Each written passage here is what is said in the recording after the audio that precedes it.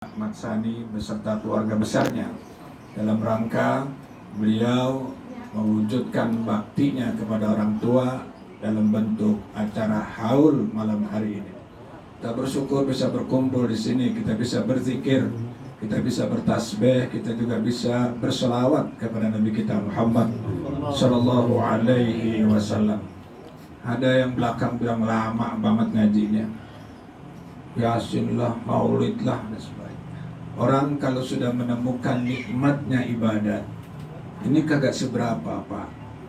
Orang kalau sudah menemukan nikmatnya, indahnya, manisnya iman, indah dan manisnya ibadat, sangat sebentar sekali kita ini. Coba lihat para imam-imam kita yang dahulu, bagaimana Imam Al-Ghazali, bagaimana Imam Asy-Syafi'i. Beliau karena sangat sudah menemukan indah dan manisnya ibadat, tidak terasa sampai berjam-jam. Seperti seorang musisi misalnya, tukang main musik, dia sampai bermalam-malam jangkrak tingkrak. Bagi yang kagak ngerti, yang kagak punya hobi seperti itu, buat apaan? Tapi buat dia semakin nikmat. Begitu juga orang ibadat kepada Allah Subhanahu wa Ta'ala. Ketika kita diajak berzikir, kita diajak bersolawat, kita diajak bertahlil, kita diajak bertasbih, kalau kita sudah menemukan indah dan nikmatnya itu ibadah, Masya Allah, tinggal goyang-goyang kepala sudah nunduk, Masya Allah, nikmat banget. Makin nambah nikmat. Nggak ada tuh istilah banyak banget, nggak ada istilah jumlahnya sampai 700 dan sebagainya. Kenapa begitu? Karena dia sudah menemukan indah dan nikmatnya ibadat kepada Allah Subhanahu. Kalau orang yang kagak pernah ibadat mah istighfar 100 aja kayaknya lama banget, Pak. La haula wala quwwata. Alhamdulillah, rumah ini menjadi wasilah, menjadi sabab kita bisa berzikir, kita bisa membaca salawat, kita bisa berdoa kepada Allah Subhanahu. Mudah-mudahan rumah ini akan menjadi saksi kebaikan Mat Sani besok di hadapan Allah Subhanahu. Rumah yang sering dipakai ngaji, kalau nggak setiap hari, seminggu sekali, nggak bisa sebulan sekali itu rumah kayak dipakai. Nggak bisa sebulan, setahun sekali bikin haul. Kata Rasulullah, rumah yang sering dibacakan ayat-ayat Allah, dibacakan ayat-ayat Al-Quran, dipakai ibadat, malaikat betah tinggal di situ. Tapi rumah yang kita tempatin, ada berlantai-lantai besar, ada kolam renangnya, sering nyebur kita ke situ, tapi tidak pernah dipakai itu. Kata Rasulullah SAW, adalah malaikat tidak suka, dan yang suka setan di situ banyaknya. Mudah-mudahan ini menjadi saksi rumah ini untuk kebaikan keluarga yang ada di sini, insya Allah. Sebab semua yang kita injak, semua yang kita dudukin, semua yang kita pakai besok akan menjadi saksi di hadapan Allah Subhanahu wa Ta'ala. Apakah itu menjadi saksi kebaikan buat kita, apakah itu menjadi saksi keburukan? Tergantung bagaimana kita menggunakannya dan bagaimana kita memanfaatkannya. Karena itu Rasul menyatakan, apabila rumah itu sering-sering dibacakan ayat-ayat Allah, kasura khairuhu, maka akan banyaklah kebaikannya. Nanti anak-anaknya menjadi anak-anak yang baik, orang tuanya menjadi orang yang tua yang baik, generasi berikutnya menjadi generasi yang baik, rumahnya dikasih barokah oleh Allah Subhanahu wa Ta'ala. Padahal tujuan hidup kita ini cari keberkahan Allah.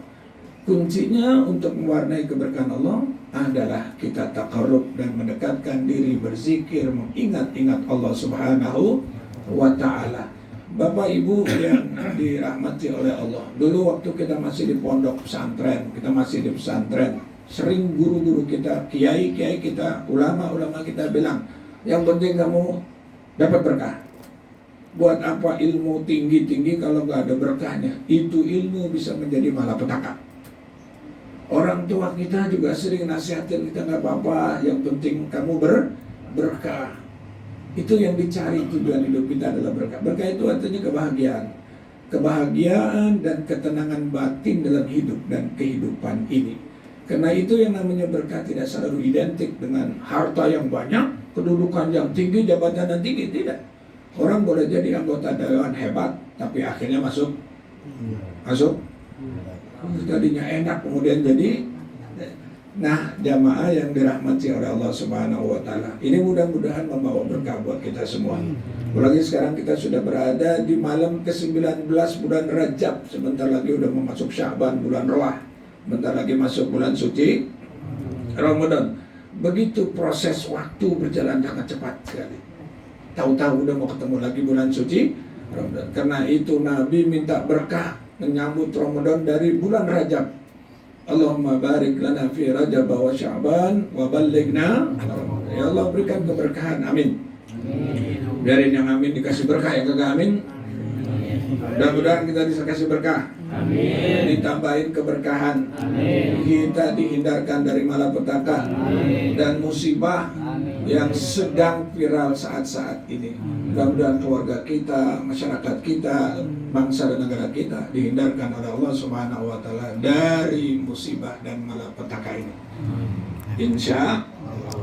Nah, Bapak, Ibu yang dirahmati oleh Allah Subhanahu wa taala, hari ini kita memperingati haul orang tua Bapak Ahmad Sani, yaitu Bapak Haji Muhammad bin Tarudin dan almarhumah Ibu Hajah Fatimah binti Gajah.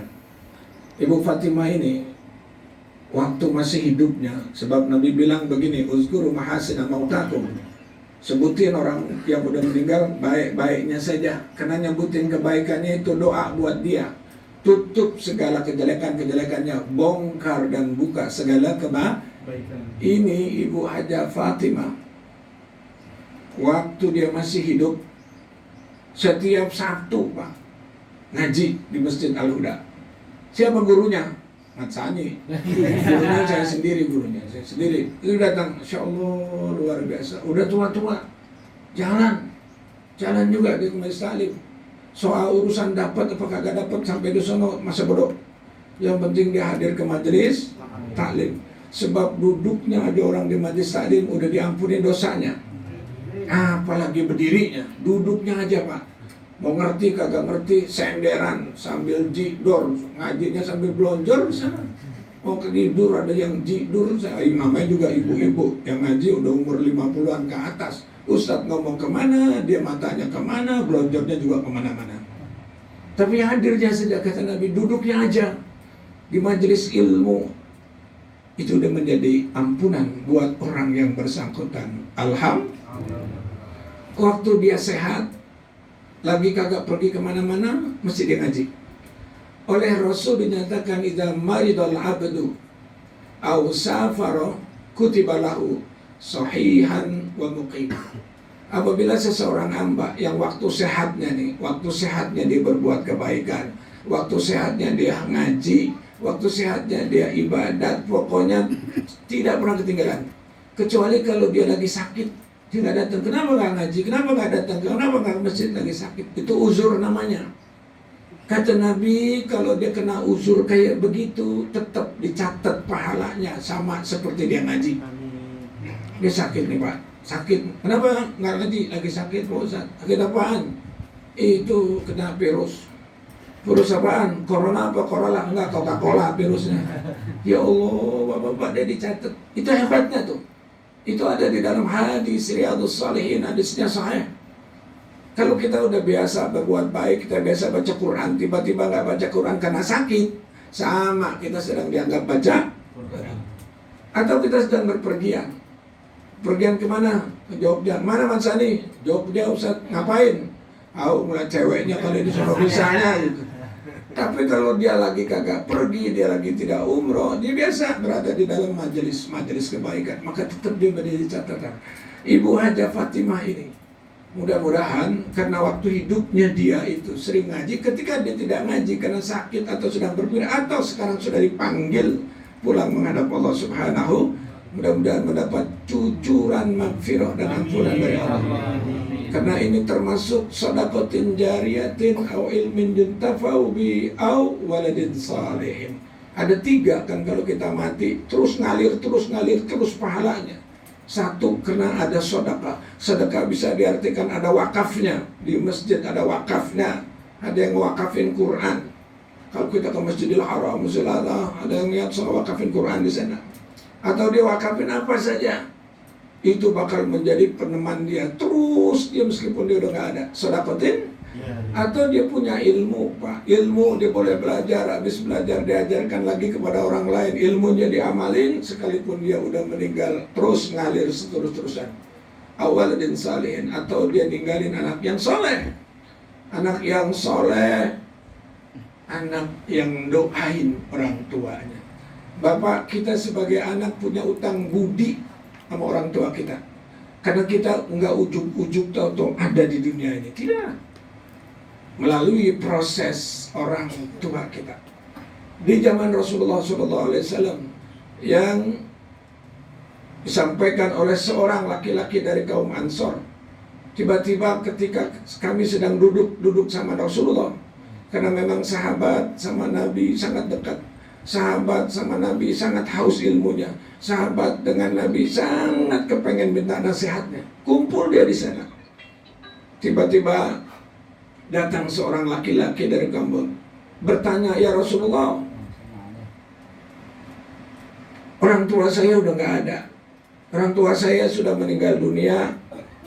Apakah masih ada kebaikan-kebaikan yang saya perbuat untuk dia? Apakah bisa sampai kebaikan-kebaikan yang saya lakukan buat dia?" Kata Nabi, "Qala na'am." Kata Nabi, "Ya, bisa." Ini Nabi yang bicara, Pak. Nabi bicara bukan karena nafsu. Karena itu kalau ada orang yang bilang kagak sampai, nanti kalau dia mati kita sumpahin. Si A mati, nggak perlu doa kagak sampai, sumpahin aja dia. Mudah-mudahan di kuburan dia digaplokin malaikat. Mau nggak begitu? Nggak ada yang mau. Kan kagak sampai katanya.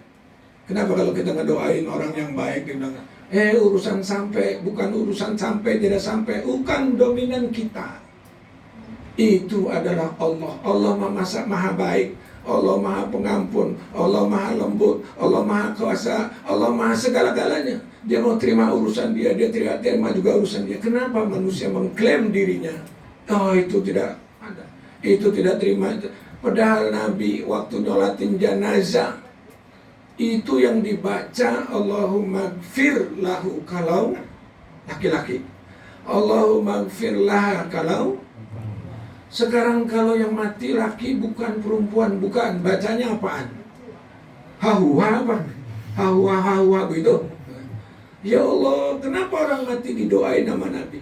Kalau itu nggak ada manfaatnya, kalau itu tidak ada gunanya, kenapa Nabi baca? Kenapa Nabi berdoa? Kan kita sering sholat jenazah, bapak-bapak. Suka ngikut nggak sholat jenazah? Ini kita kadang-kadang kalau sholat jenazah nungguinnya bukannya di masjid, malah nungguinnya di mobil. Apa namanya? Mobil apa namanya? Bukan, yang pada nganterin itu Metro Mini. Ya Allah, bukan masuk ke masjid pada nongkrong di, apalagi ibu-ibu kalau ada bis udah naik duluan, orang belum selesai disembayangin, bayangin masuk ke masjid, nongkrong di mobil buat apaan? Orang yang mati udah kagak butuh apa-apa. Orang yang mati kagak butuh mobil. Orang yang mati udah kagak butuh rumah. Orang yang mati itu butuhnya adalah istighfar dan doa. Anna hadiyatul ahya lil amwat ad-doa. Sesungguhnya hadiah buat orang yang udah meninggal dunia, ya doa. Mau diapain lagi? Mau dikasih motor NMAX, udah mati.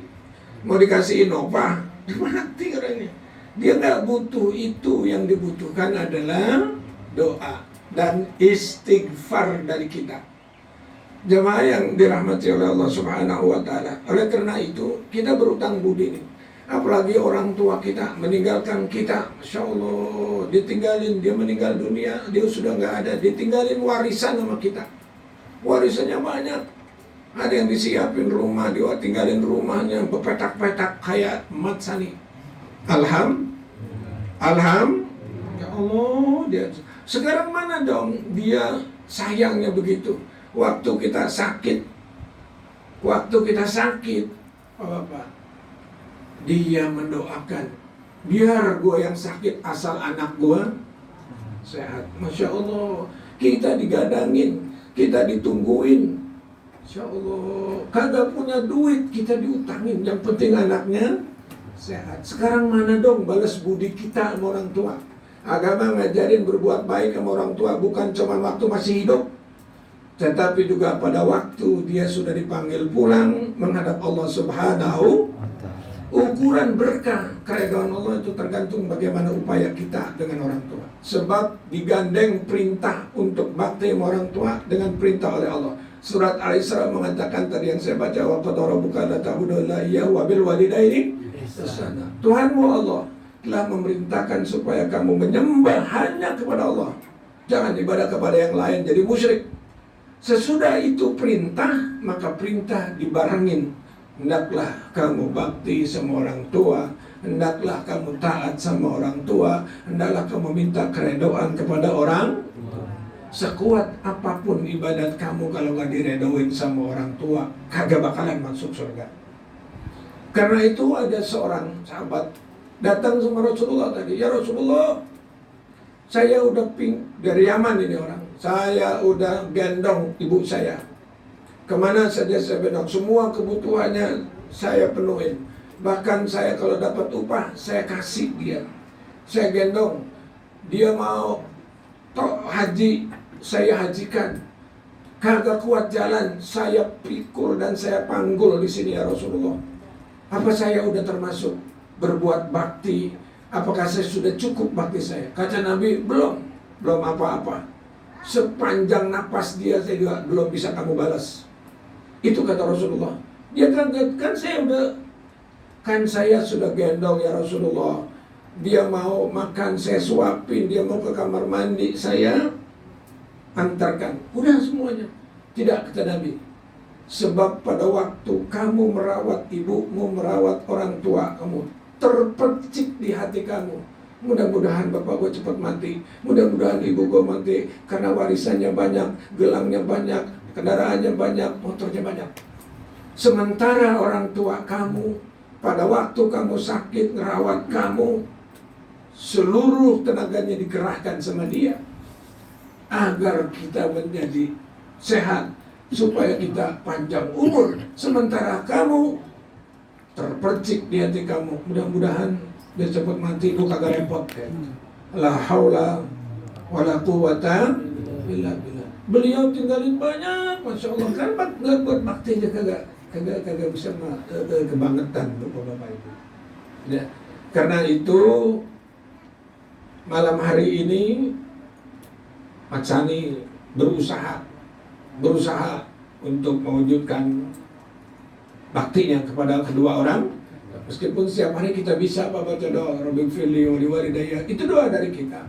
Kita sadar kita bukan orang alim, kita bukan malaikat, kita orang yang bukan yang berilmu, kita bukan ulama. Tentu kita masih membutuhkan doa-doa orang lain, doa-doa keluarga, doa-doa jamaah, doa-doa sahabat. Kita tahu bahwa doa kita bisa, cuman baca Rabbil firli wali walidayya, kan kita juga bisa kayak gitu. Tapi beda ketika berjamaah kita baca doa, maka insya Allah nilainya juga akan berbeda di sisi Allah Subhanahu wa ta'ala. Nah, Bapak Ibu yang dirahmati oleh Allah Subhanahu wa ta'ala, jadi ibunya baik banget. Ibunya tuh kalau ketemu saya pasti genggamin amplop. Tanya anaknya, si Ustaz gitu, genggamin amplop. Itu ibunya. Banyak nggak banyak saya kagak pernah buka. Terus yang penting genggamin amplop. Anaknya sekarang kagak pernah genggamin. Kalau mau genggamin amplop setahun sekali, itu juga dihitung-hitung itu cuma 2. Tapi nyaknya masya Allah, ini benar ini. Saya bicara karena beliau memang ngaji sama saya. Tiap hari Sabtu datang, kalau nggak sakit pokoknya datang. Ditaruh di selampek tuh duit orang dulu, kagak punya dompet kali. Kalau selampek, ntar ke depan kita dibuka, genggamin. Plak, ini buat Ustaz. Ya Allah, itu baiknya begitu. Emang orang dulu masya Allah, ikhlasnya juga luar biasa. Saya bilang nih diumumin, jangan rusak segitu aja pakai diumumin, kata dia gitu. Ya Allah, kalau ketemu Pak itu nggak tahu itu. Kenapa? Dia katanya dengar begini. Kalau di dunia ini orang tua kita ada 3. Pertama orang tua yang lahirin kita, bapak kita kandung, ibu kandung. Terus yang kedua adalah mertua kita. Anaknya kita ambil, ya orang tuanya harus hormatin, jangan anaknya doang. Ya, udah anaknya diambil, emang yang rawat dia siapa kalau bukan mertua kita? Sampai dia gede, sampai dia berkumisan, sampai dia keren begini, siapa? Jadi itu adalah orang tua kita. Kemudian siapa? Abuka alladzi 'allamaka fiddin. Yang ketiga, orang tua kamu adalah ustadzmu, guru kamu yang ngajarin agama, yang ngajarin kamu sholat. Kamu bisa sholat itu dari mana? Kamu bisa baca Quran itu dari mana? Ya Allah, kalau di dunia ini kita kagak punya guru, saat kita punya urusan, kita lagi galau, ada urusan warisan, ada urusan anak, ada urusan rumah tangga, kemana kita mau konsultasi? Masya Allah, bapak-bapak. Karena itu dia bisa muter-muter sana, muter-muter sini, muter-muter bisa salah. Kalau kita ada gurunya, Masya Allah, kita bermusyawarah, kita minta petunjuk, kita minta pendapat, kita minta pandangan, kita minta solusinya. Kondisi kita kayak gini, Mas. Jangan ustadz kalau giliran susah aja datang, giliran aja meninggal, kucuk, minta disolatin sama siapa? Sama ustadz. Ya Allah, kemarin kemana aja, Bang? Ini guru kita. Nabi yang bilang, abuka salah satu, orang tuamu sebenarnya tiga. Abuka alladzi waladaka, orang tua yang melahirkan kita, itu orang tua kandung. Abuka alladzi zawwajaka, orang tua yang mengawinkanmu, itulah yang namanya mertua. Abuka alladzi 'allamaka fiddin, orang tuamu yang ngajarin kamu urusan agama. Ini tiga. Kalau kita di mana-mana hidup bisa ini kita wujudkan, maka insya Allah kita selamat dunia dan akhirat. Mudah-mudahan malam hari ini apa yang dilakukan oleh keluarga besar Haji Mat Sani diijabah dan diterima oleh Allah Subhanahu wa Ta'ala. Kebaikan-kebaikan yang dilakukan malam hari ini insya Allah mendapatkan balasan. Kita nggak usah takut rugi kalau urusan orang tua, man. Nggak usah takut rugi. Apalagi ya Allah, dia juga baik. Nggak, pasti Allah akan balas. Ridha Allah fi ridhal walidain, wa sukhtullah fi sukhtil walidain. Ridha Allah akan datang sama kita selagi orang tua meredain kita. Orang tua senang lah, dikirimin Fatihah, dikirimin doa, didoain oleh banyak orang. Insya Allah dia senyum di sana. Apalagi doa itu kita bilang, ya Allah jadikanlah kuburnya raudhah min riyadil, jauhkan dia dari neraka Allah. Ya Allah itu didoain. Insya Allah dia bakalan senang. Kita cari keredaan Allah harus bareng dengan keredaan Allah. Orang tua redha, langsung Allah redha. Tapi sebaliknya kalau Allah murka, juga orang tua murka, Allah juga murka. Jadi jangan merasa perhitungan kalau kita berbuat baik untuk orang tua kita. Dia juga tidak pernah mengadakan perhitungan terhadap anak-anaknya. Kenapa anak-anak di dunia ini banyak yang belangsat? Anda kata kaya juga belangsat, hatinya kagak tenang, hidupnya kurang aja. Kenapa? Susah banget cari makan aja, susah banget cari. Kenapa? Mungkin ada kesalahan dalam perjalanan hidup dan kehidupan kita ini tidak mengikuti tuntunan ajaran Nabi kita Muhammad Sallallahu Alaihi Wasallam. Ini yang bisa disampaikan bapak-bapak, mudah-mudahan ada manfaatnya. Semoga Allah Subhanahu Wa Taala senantiasa memanjangkan umur kita, berikan kita sehat afiat, berikan keberkahan di bulan Rajab dan Syaban, dan mudah-mudahan kita semua bisa nyampe kepada bulan suci Ramadan untuk kita bisa berpuasa di sana, bisa bertarawih, bisa tadarus Al-Quran, bisa sahur bersama-sama keluarga kita. Kita doakan juga mudah-mudahan keluarga di sini, keluarga almarhum Bapak Mat Sani beserta saudara-saudaranya yang ada di belakang, ya, diberikan keberkahan oleh Allah Subhanahu wa Ta'ala. Kebaikan-kebaikan yang kita lakukan, percaya dah, yakinlah bahwa itu akan mendapat balasan dari Allah Subhanahu wa Ta'ala. Faman ya'mal mithqala dzarratin khairan yarah wa may ya'mal mithqala dzarratin syarran yarah. Wallahul muwaffiq ila aqwamit thoriq. Wassalamualaikum warahmatullahi wabarakatuh. Bisirril Fatihah. Bismillahirrahmanirrahim. Alhamdulillahirabbil alamin arrahmanir rahim maliki yaumiddin. Iyyaka na'budu wa iyyaka nasta'in. Shiratal mustaqim. Shiratal ladzina an'amta 'alaihim ghairil maghdubi 'alaihim waladdallin. Astaghfirullahaladzim. Bismillahirrahmanirrahim. Alhamdulillahirabbil alamin.